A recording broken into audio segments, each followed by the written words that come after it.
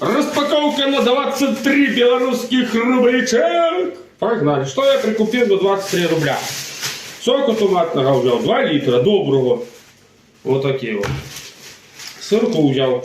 Знаете, что давно не ел? Макарончики, сыра туда побольше, так что тянулся до потолка. Сырку. Конечно же, макарончики, спагетти взял. Паста будет болоньеза нахуй у меня. Напитку взял безалкогольного, пепси. Любишь пепси? И я.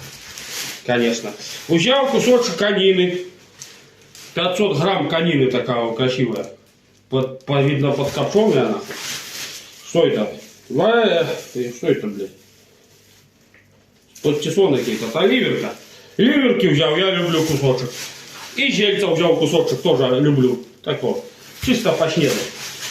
Сметанки взял. Сметанушки, томатний сочок. Як за томатний сочок без сметаночки? Ніяк. Нескафе классика взял. Кофе закончился. Шоколадку такую вот. Ну, то не мне. Кетчуп такие первый раз беру, ни разу не брал. Вот я попробую, что за кетчуп. И, конечно же, вафельку. Так что, Вашлик, прибери, отрабатываю. Это все покупочки у меня вышли всего лишь на 23 белорусских рублей.